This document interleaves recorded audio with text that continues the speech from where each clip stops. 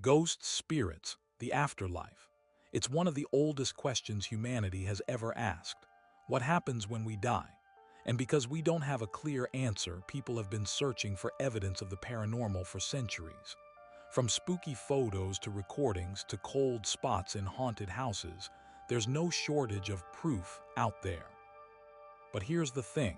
For every piece of ghost evidence, there are two sides. Believers see it as undeniable proof that spirits exist.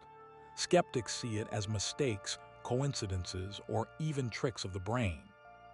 So tonight, let's dive into some of the most common types of ghost evidence and look at why people are convinced by it and why others remain unconvinced. One of the most famous forms of ghost evidence is photography. You've probably seen them.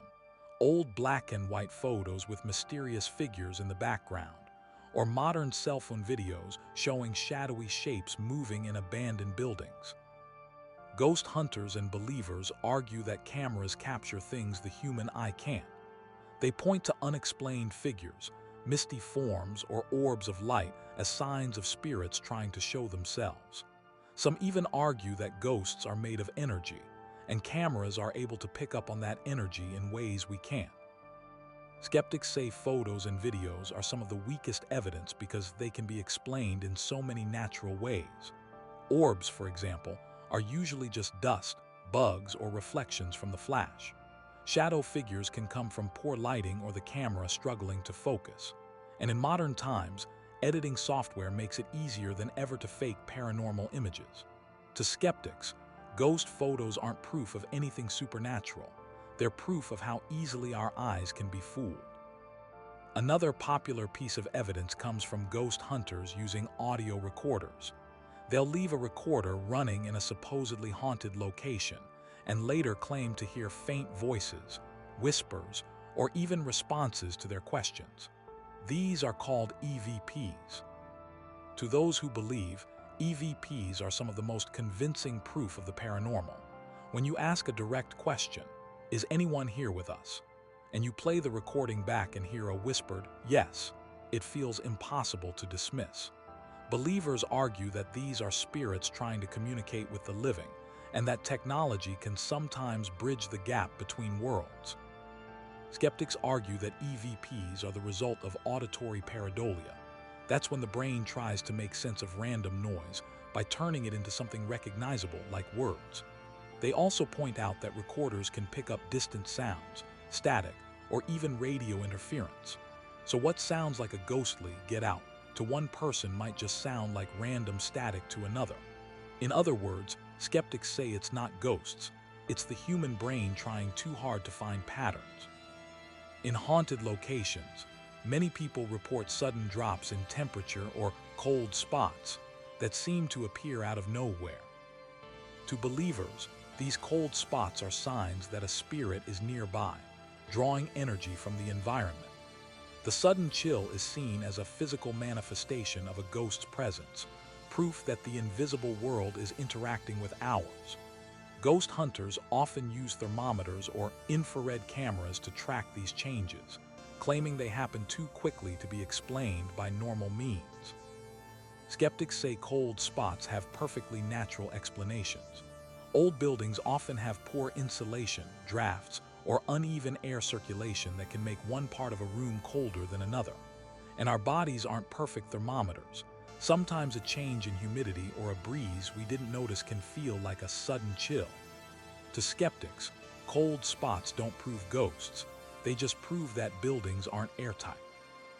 Many ghost stories include someone feeling like they're not alone, like eyes are on them, or worse, like an invisible hand just brushed against them. For believers, these experiences feel deeply personal. They argue that spirits can interact with us in ways we can feel but not see, leaving us with chills, goosebumps, or the sensation of being touched. When multiple people report the same feelings in the same location, believers see it as evidence that something supernatural really is there. Skeptics chalk these up to psychology. The feeling of being watched is so common it even has a name, the watcher effect, and it comes from our brain's survival instincts. If you think you're in a haunted location, your brain is already on high alert, making you more likely to imagine sensations or interpret ordinary things, like a draft or your own hair brushing your skin, as paranormal. To skeptics, it's not spirits, it's just your brain playing tricks on you.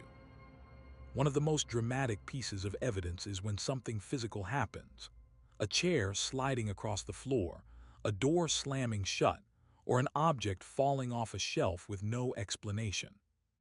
Believers argue that these events are too sudden and too strong to be caused by coincidence. If a door slams while investigators are asking questions, or if an object moves while cameras are rolling, it feels like undeniable proof that spirits can manipulate the physical world. Skeptics say this is one of the easiest things to fake, and even if it isn't faked, there are plenty of natural explanations. Drafts, uneven floors, vibrations, or even people moving around nearby can cause objects to shift. And of course, in the dark and in the middle of a tense investigation, a small noise or movement can feel much bigger and scarier than it actually is. In modern ghost hunting, technology plays a big role. Spirit boxes scan radio frequencies quickly, creating bursts of white noise where words sometimes seem to appear. Other gadgets detect electromagnetic fields or fluctuations in energy. Believers argue that these devices give spirits a way to communicate directly. A spirit box answering a question with a clear yes or no feels incredibly compelling. And if multiple devices react at the same time, say, an EMF detector spikes as a spirit box delivers a message, that combination feels too coincidental to ignore. Skeptics argue that these devices aren't measuring ghosts at all. They're just reacting to normal environmental factors. Spirit boxes are basically radios, so of course they'll pick up fragments of words from broadcasts. EMF detectors are sensitive to wiring, phones, or even walkie-talkies. To skeptics, the devices don't prove the existence of ghosts. They prove the environment is full of signals and interference we don't normally notice. At the end of the day, ghost evidence is complicated.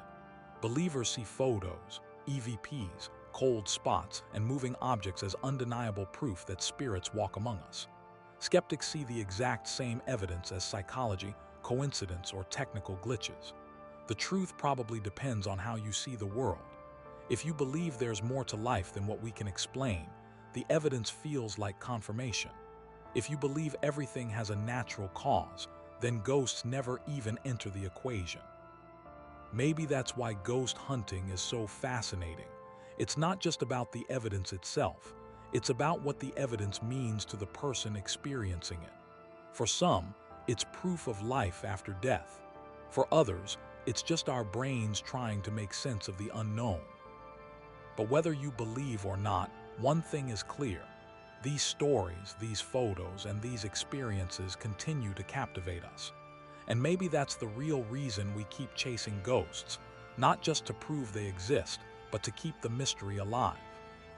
If you enjoyed this breakdown, don't forget to like this video and subscribe for more deep dives into the paranormal, hauntings, and mysteries. And let me know in the comments, which kind of ghost evidence do you find the most convincing or the easiest to dismiss?